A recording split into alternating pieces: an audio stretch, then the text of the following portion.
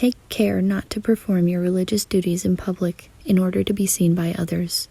If you do, your Father who is in heaven has no reward for you. Therefore, when you do acts of charity, do not have a trumpet blown in front of you, as hypocrites do in the synagogues and in the streets, so that people will praise them. There, I tell you, is their reward. But when you do acts of charity, do not let your left hand know what your right hand is doing, so that your charity may be in secret, and your Father who sees what is in secret will reward you. And when you pray, you are not to behave as hypocrites do. They like to pray standing in the synagogues and at the corners of the streets so that people will see them. There, I tell you, is their reward.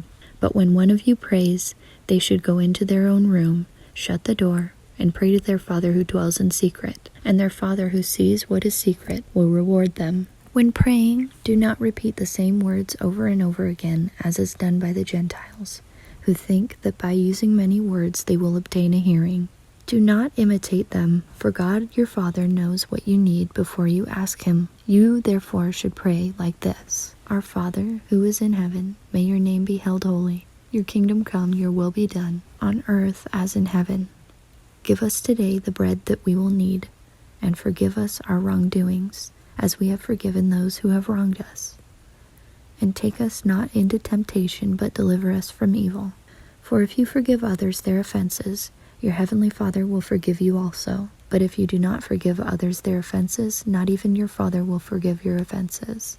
And when you fast, do not put on gloomy looks as hypocrites do, who disfigure their faces so that they may be seen by people to be fasting. That, I tell you, is their reward.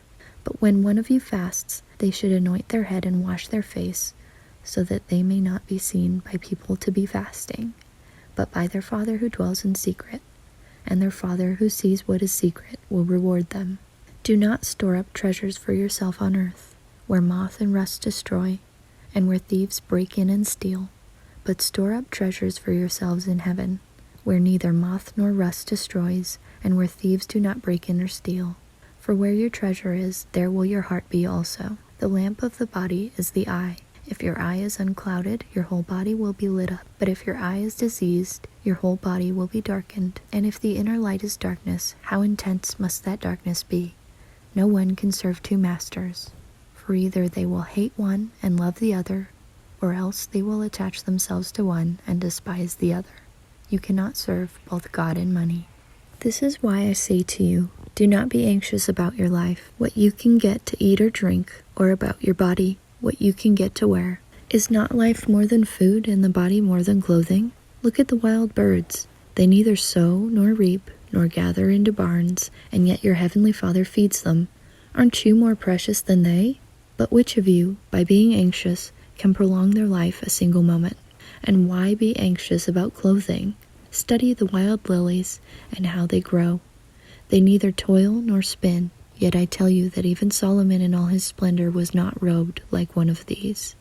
If God so clothes even the grass of the field, which is living today and tomorrow will be thrown into the oven, won't he much more clothe you, you of little faith? Do not then ask anxiously, what can we get to eat, or what can we get to drink, or what can we get to wear? All these are the things for which the nations are seeking, and your heavenly Father knows that you need them all.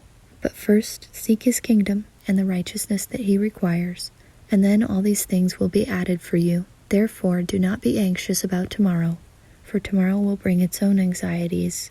Every day has trouble enough of its own.